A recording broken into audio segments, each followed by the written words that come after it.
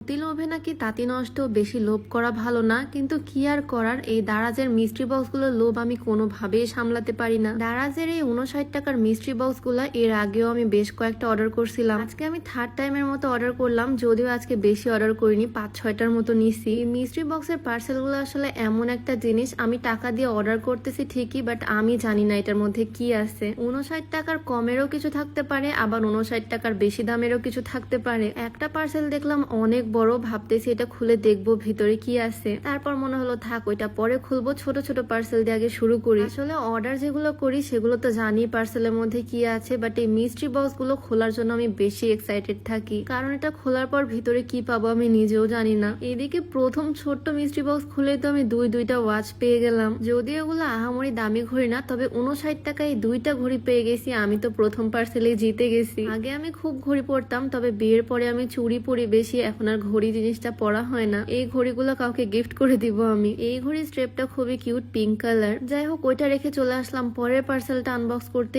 এইটার মধ্যে কি আছে দেখা যাক। খুলতেই তো দেখি একটা প্যাকেট ব্ল্যাক কালার, আর এইটার মধ্যে আছে ব্লুটুথ ইয়ারফোন। অনেকদিন ধরে ভাবতেছিলাম এরকম একটা ব্লুটুথ ইয়ারফোন কিনবো যেটা গলার মধ্যে ঝুলানো যায়, বাট কেনা হয়ে ওঠেনি। ফাইনালি আমি মিস্ট্রি বক্সের পার্সেলের মধ্যে এই ইয়ারফোনটা পেয়ে গেলাম। ইউজ করে দেখতে হবে এটা সাউন্ড কোয়ালিটি কেমন। দেখতে তো ভালো লাগতেছে, তবে ভালো করে দেখলাম এটার ফিনিশিং খুব একটা ভালো না। তবে 59 টাকার কথা যদি আসি তাহলে তো বেস্ট। আর আমি এই 59 টাকার পার্সেল গুলো নিয়ে টেলিগ্রামের একটা গ্রুপ থেকে, গ্রুপটাতে মিস্ট্রি বক্সের আপডেট সহ সব অফার গুলো দেওয়া থাকে, আমি কমেন্টে লিঙ্ক দিয়ে দিব গ্রুপের। যাই হোক, দিন 3 নাম্বার পার্সেলে চলে আসি। 3 নাম্বার পার্সেল খুলতেই দেখি ব্ল্যাক কালারের কিছু একটা। ফার্স্টে বুঝতে পারতেছিলাম না এই জিনিসটা আসলে কি, পরে মনে হলো এটা মেবি কোনো ঘড়ি। পিছনে ব্যাটারি লাগানোর জায়গা আছে, ব্যাটারি লাগিয়ে পরে চালিয়ে দেখতে হবে এই জিনিসটা আসলে কাজ করে কিনা। ব্যাটারি লাগানোর পর যতদূর সম্ভব এটা স্ক্রিনের মধ্যে টাইম টেম্পারেচার দেখাবে। যাই হোক, জিনিসটা কিন্তু বেশ সুন্দর, টেবিলে রাখলে ভালো লাগবে। এবার আমি মিস্ট্রি বক্স কম করেই কিনছিলাম, বাট ও মা, এবার দেখি প্রত্যেকটাই আমি ভালো ভালো জিনিস পাইছি। আমার ভাগ্য আছে বলতে হবে।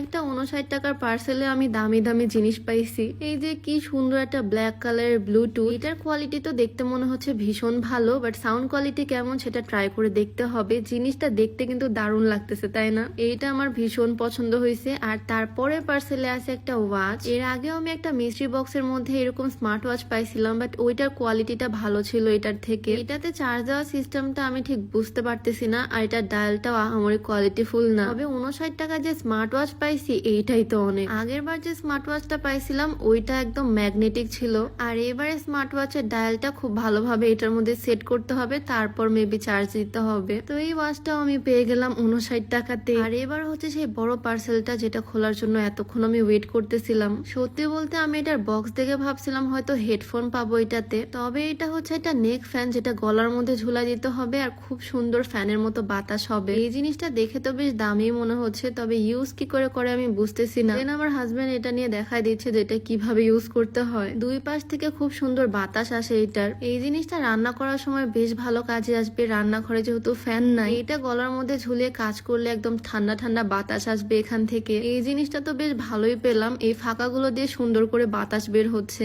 তো এই ছিল 59 টাকার মিস্ট্রি বক্সের মধ্যে। টেলিগ্রাম গ্রুপের লিঙ্কটা আমি কমেন্ট সেকশনে দিয়ে রাখবো, চাইলে চেক আউট করে আসতে পারো। আজকে তো আমি ভীষণ হ্যাপি, এই সুন্দর সুন্দর জিনিসগুলো পেয়ে, সবগুলোই কাজে লাগবে। তো যাই হোক, আজকে ভিডিওটা এখানে শেষ করছি। সবাই ভালো থাকো, সুস্থ থাকো, দেখা হচ্ছে নতুন কোনো ভিডিওতে। সবাইকে আল্লাহ হাফেজ।